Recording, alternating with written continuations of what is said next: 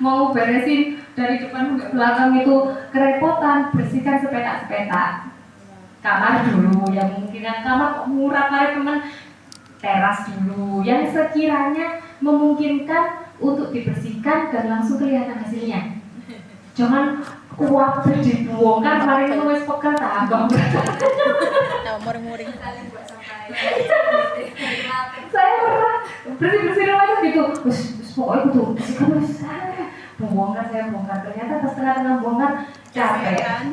Akhirnya moodnya bukan tambah bagus, tambah akhirnya saya kalau bersihkan sepetak-sepetak dulu, di depan dulu boleh. Wah,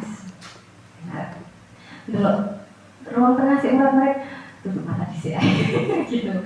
Nah, kalau tipe orang yang extrovert mengembalikan mood, berarti setelah kepanggil diomongin seperti tadi, keluarlah cari teman yang sefrekuensi dan jangan kan apa ya, orang-orang yang sering ngomong positif atau guyon. Nah, ketemu dengan orang itu dulu aja. Jangan ketemu dengan sama-sama senang ketemu orang, tapi yang biasanya curhat personal. Wah, aku dulu. Ya Allah, masya Allah, masya Allah. Jangan dulu. Ketemu sama yang senang guyon dulu aja untuk mengembalikan mood dulu. Kalau tipenya yang senang diskusi, cara mengembalikan moodnya gimana? Diskusi, walaupun tidak ada lanjutannya terhadap acara ya nggak apa-apa, biasanya butuhnya cuma diskusi kok. Jadi bisa mengembalikan mood sesuai dengan karakternya. Jadi tidak apa-apa. Tapi karena biasanya itu kaitannya dengan agama, tadi kembali lagi ke tata cara dan cara dan tata krama. Itu memang ketika kita dalam kondisi terendah,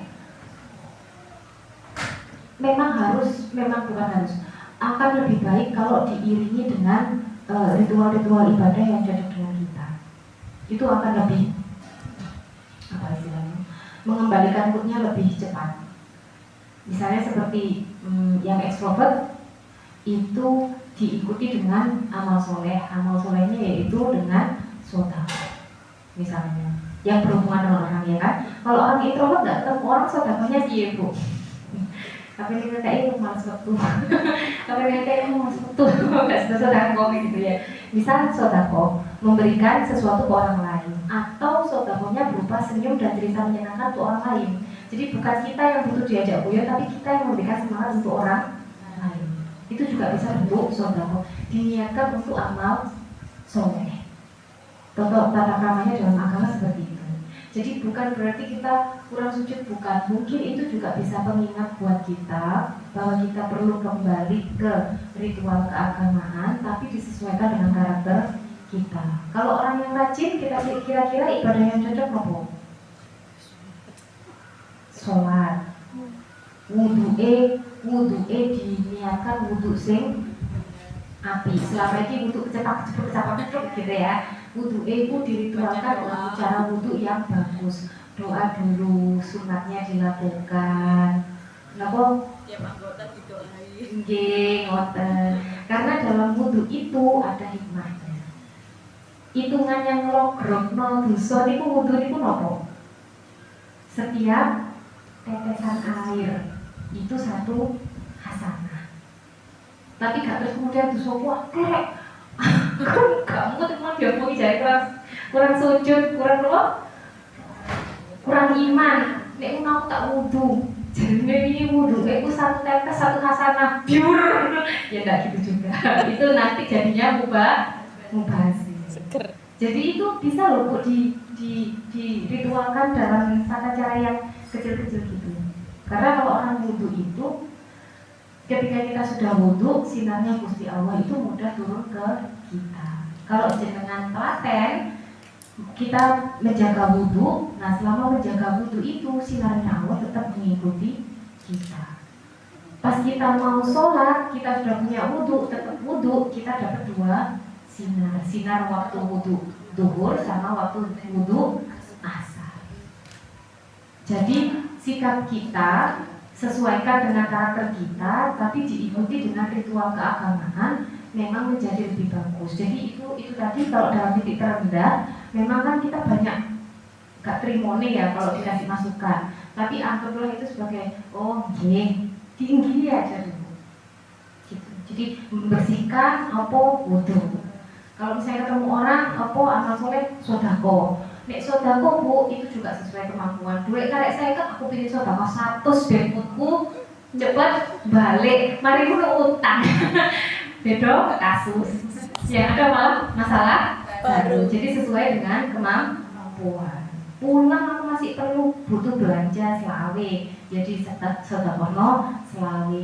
Lah aku anakku njaluk sangu 20, ya wis sedekah 5.000. 5.000 ketone dienggo bayar becak. Nek ngono goyang-goyo ae sedekah senyum. Tapi yo gak terus mari ngono sembarang orang disenyumi.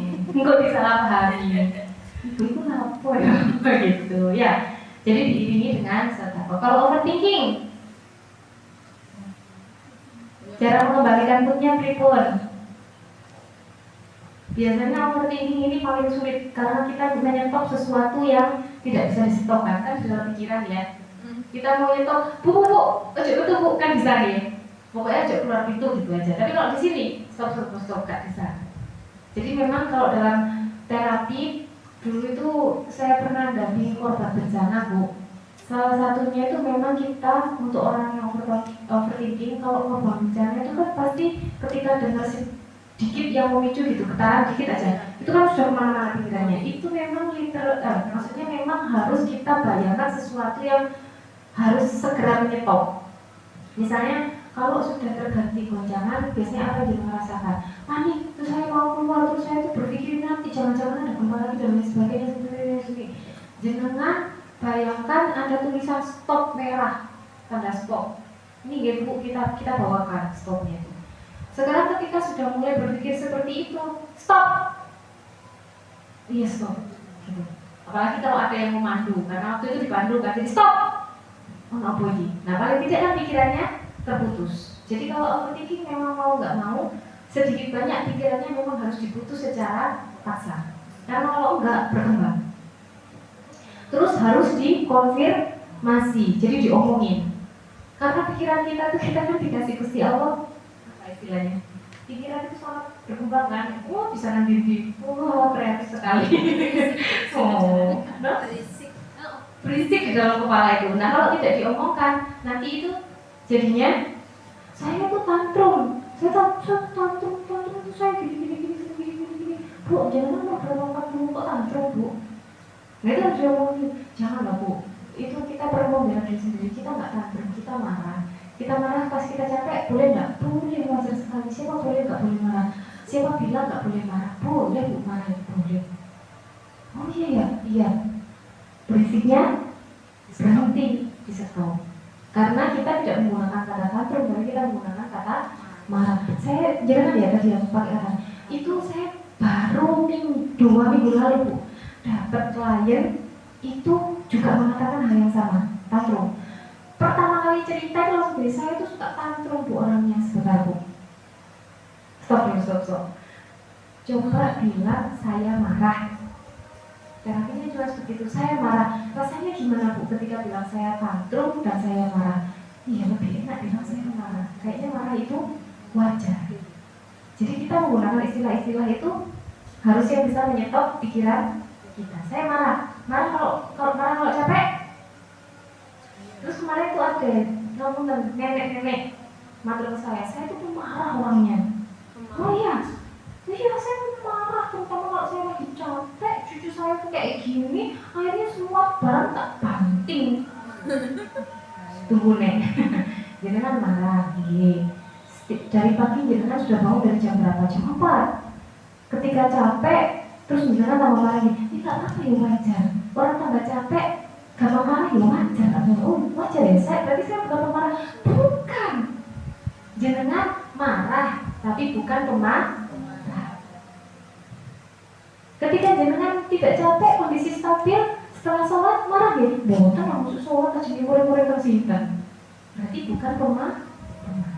Saya nonton kita ya. Jadi kalau misalnya dihubungkan ke keluarga, kira-kira penerapannya seperti itu.